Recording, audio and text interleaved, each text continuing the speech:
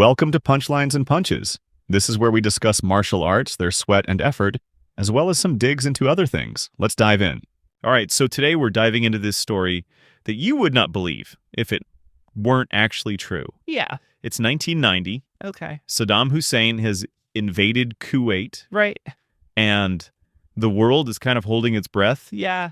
American hostages are trapped in Iraq. Uh-huh.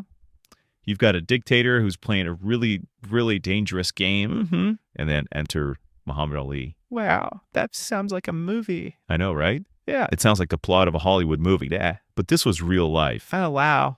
and the stakes could not have been any higher. Yeah. I can imagine. And what's even crazier is that these hostages weren't just some random people who got caught in the wrong place at the wrong time. Some of them were actually working at a GM plant in Baghdad making Escalades.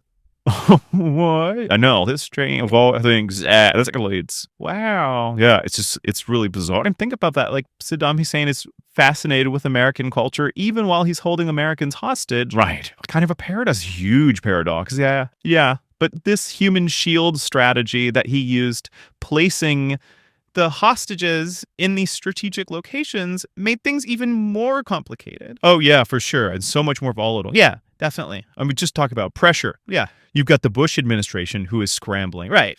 The media is going crazy, huh? And even the New York Times is questioning whether Ali, who is battling Parkinson's disease, can actually pull this off. Yeah. I mean, there was a A lot. lot of skepticism at the time, and understandably so. Right. Some people thought that he was legitimizing Saddam's regime just by going there. Others saw it as a publicity stunt. Right. And then also, people were really concerned about Ali's health. Right. This is the man who had given so much to the world already, inside and outside of the rings. It would have been so easy for him to just stay home and let the diplomats take care of it. So easy. Yeah. But Ali wasn't really one to back down from the challenge. No, he was not. So he flies to Baghdad knowing all the risks. Yeah, yeah. And you have to remember, this wasn't like a quick meet and greet photo op. Right. Ali was there for weeks, Yeah. experiencing firsthand the difficulties that everyday Iraqis were going through. And that's where Ali's approach was so different from traditional diplomacy. Right. He wasn't just meeting with these high-ranking officials. Yeah. He was actually interacting with everyday people, Mm-hmm. praying in mosques, Oh, wow. listening to their stories. I mean, just And I think he was really using his platform, his global celebrity, to create this connection, almost like a human bridge between these two seemingly completely different sides. yeah. And Ali also wasn't afraid to speak his mind, Right. or to even challenge Saddam directly. Yeah, he had this leverage because Saddam really wanted international recognition and legitimacy. He craved it. Yeah. And Ali offered that to him, not through just empty praise or anything like that, but by sharing his honest account of what was happening, Mhm. his real interactions with the Iraqi people. And it was a huge gamble, trading his platform for the freedom of the hostages. It was a huge gamble. It really was. So Ali comes back home to the U.S. with the hostages. Mhm. A hero to some, Yeah. but also kind of a controversial figure to others. Right. And it makes you think, did he play into Saddam's hands? Mm-hmm. Was it all just a publicity stunt? Yeah. Or did he actually achieve something incredible through this unique blend of celebrity and diplomacy? The great question. Yeah, we'll have to dive a little deeper into that in part 2. Definitely. All right, see you there. Yeah, it's easy to judge in hindsight, right? Yeah. Was it a win for Ali or a win for Saddam? Or was it something in between? I think to really get the impact of Ali's mission, we need to talk about the whole world of hostage negotiation. You're right. It's definitely not as simple as just good guy versus bad guy. No. There are so many factors at play. Like, yeah, you have international pressure, you have political maneuvering, and then this very real threat of violence hanging over everything. Exactly. And there's no like one size fits all approach to this kind of thing. Right. Some people say you have to take a hard line, absolutely no negotiating with terrorists. Uh-huh. And then you have others who say, no, you need a more nuanced approach or need to use diplomacy, maybe even make some concessions to get these hostages released safely. Right.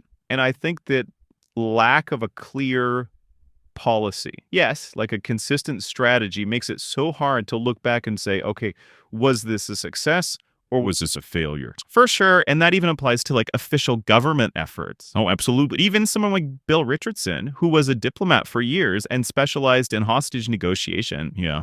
Even he says the system is flawed as it is. Wow. He says we need a more centralized, coordinated approach with like specific guidelines and experienced negotiators leading the charge every time. So where does that leave someone like Ali, right, operating completely outside of these traditional diplomatic channels? Yeah. Is he a maverick who just beat the odds, or was he kind of an amateur meddling in things he didn't really understand? That's a great question. Yeah. I mean, Ali's approach was definitely unconventional. Yeah. He relied so much on his charisma, his global fame, his ability to connect with people on a human level. Right.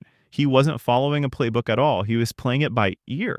And you have to admire his courage, though. Absolutely. I mean, to put himself out there like that for something he believed in. Yeah, definitely. But it also raises some tough questions. Like what? Like, did his actions unintentionally make Saddam's regime seem more legitimate?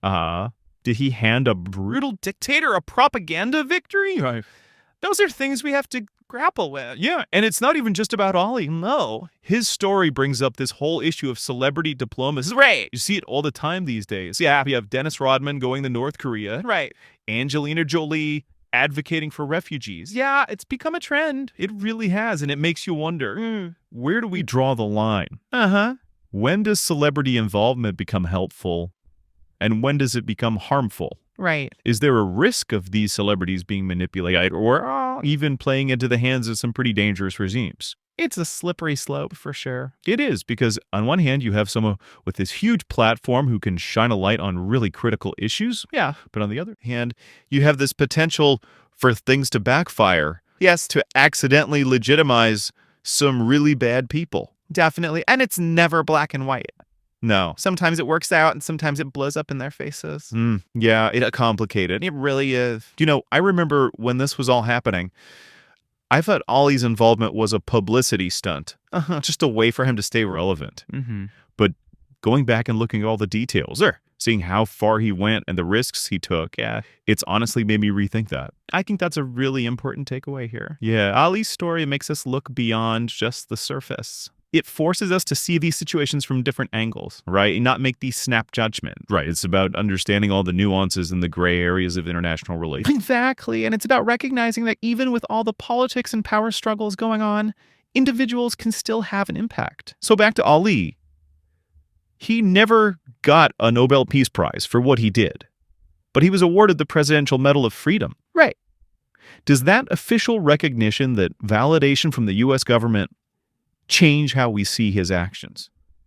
Yeah, it really makes you think, what are the rules for saying someone was successful in this kind of situation? Right. Is it just about the outcome, or is it about their intentions or the awards they get? It's a good question. I mean, the Presidential Medal of Freedom is a pretty big deal. Yeah. It's the highest civilian honor in the U.S. Right. It's given to people who have made a really significant contribution to things like U.S. security, national interests. Yeah. World peace, cultural stuff, things like that. So by giving Ali this medal, the government was basically saying, yeah, what he did was important. Yeah, pretty much regardless of all the controversy around it. Right. And it makes you think about how diplomacy is changing. Yeah. Like that traditional diplomacy with all the official meetings and the secret deals. It doesn't always work, does it?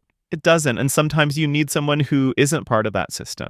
Someone who can come in and shake things up. Exactly. Someone who can connect with people on a personal level. Someone who can build bridges where everyone else just sees walls. And Ali was definitely that guy. Oh, yeah. With his personality and his global fame. Yeah, he knew how to connect with people. Yeah, he was amazing at communicating, at using his platform to get a message across and to make people question their own viewpoints. And in this case, he used all of that to basically walk through this minefield of politics and get those hostages freed.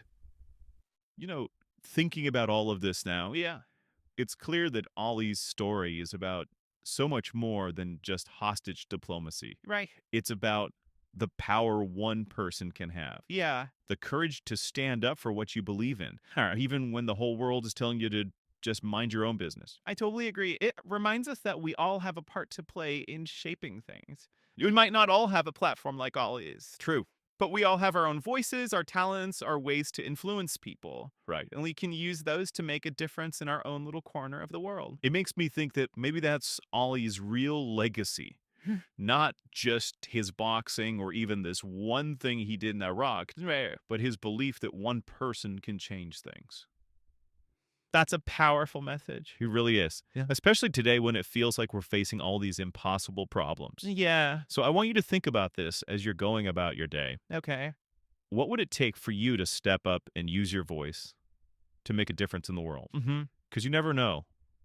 You might just be able to do the impossible just like Ali did. Yeah, maybe that's the perfect way to end this. Ali's story, with all its ups and downs, really shows us just how unpredictable people can be and how even the most unlikely people can change history.